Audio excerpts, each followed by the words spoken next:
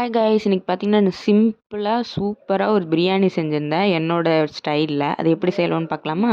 அதுக்கு அதுக்கு first chicken எடுத்துகிட்டு அதில் 2 ஸ்பூன் மிளகாத்தூளும் 2 ஸ்பூன் மஞ்சத்தூளும் போட்டுட்டு இஞ்சி பூண்டு பேஸ்ட்டும் கரம் மசாலாவும் போடணும். எங்கள் வீட்டில் கரம் மசாலா இல்லை, அதனால நான் இந்த மாதிரி பண்ணிட்டேன். மிக்ஸி ஜாரில் இஞ்சியும் பூண்டையும் போட்டுட்டு கிராம்பு, ஏலக்காய், பட்டை, அன்னாசி பூ எல்லாத்தையுமே போட்டுட்டு பிரியாணி பவுடருக்கு என்னென்னலாம் போடுவோமோ அதையெல்லாம் போட்டுட்டு கொஞ்சமாக தண்ணியும் ஊற்றிட்டு நல்லா பேஸ்ட் மாதிரி அரைச்சி எடுத்துக்கிட்டேன். இப்போ சிக்கனில் போட்டு மசாலா தனியாக பேஸ்ட்டு தனியாக போட்டு மிக்ஸ் பண்ண வேண்டாம்ல, அதான் ஒன்றாவே போட்டுட்டேன்.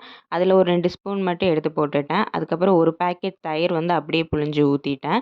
அதுக்கப்புறமா லெமனும் போட்டுக்கிட்டேன்.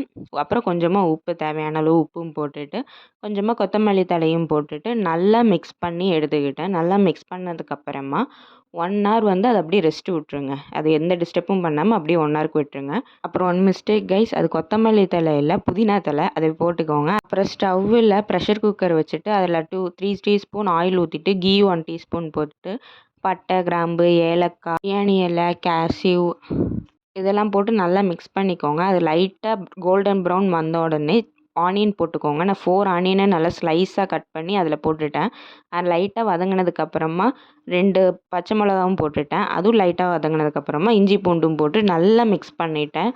நல்லா கோல்டன் ப்ரௌன் வர வரைக்கும் மிக்ஸ் பண்ணிவிட்டு தக்காளியும் போட்டுட்டேன். அதுக்கப்புறமா 1 டீஸ்பூன் மஞ்சத்தூள், மிளகாத்தூள், மல்லித்தூள் அதையும் போட்டுட்டு நல்லா மிக்ஸ் பண்ணிவிட்டேன். தக்காளி நல்லா மசிஞ்சு வர வரைக்கும் நல்லா மிக்ஸ் பண்ணிவிட்டேன். அதுக்கப்புறமே ஆல்ரெடி மேக்னேட் பண்ணி வச்சுருந்த அந்த சிக்கனையும் போட்டுட்டு நல்லா கிண்டி எடுத்துக்கோங்க. அது நல்லா மிக்ஸ் ஆனதுக்கப்புறமா ரைஸையும் போட்டுட்டு அது கூடயே மிக்ஸ் பண்ணிக்கோங்க.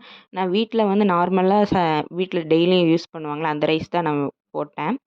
அப்புறம் தண்ணி பார்த்தீங்கன்னா, அது ஆல்ரெடி நான் நல்லா கொதிக்க வச்சுருந்தேன். கொதித்த தண்ணி அப்படியே இதில் ஊற்றிட்டு உப்பையும் போட்டுட்டு நல்லா மிக்ஸ் பண்ணிவிட்டு டேஸ்ட் பார்த்தேன். உப்பு இருக்கான்னு பார்த்துட்டு க்ளோஸ் பண்ணி ஒரு 4 விசில் விட்டுட்டு எடுத்து பிளேட்டில் வச்சுட்டு பக்கத்தில் கொஞ்சமாக சிக்கன் கிரேவி ஊற்றி அப்படியே மிக்ஸ் பண்ணி சாப்பிட்டோன்னா சொர்க்கம். உண்மையிலேயே சூப்பராக இருந்துச்சு கைஸ். என்னமோ மாதிரி வரும்னு நினச்சேன். சூப்பராக இருக்குது. மஸ்ட் ட்ரை பண்ணிவிட்டு எப்படி இருக்குன்னு சொல்லுங்கள்.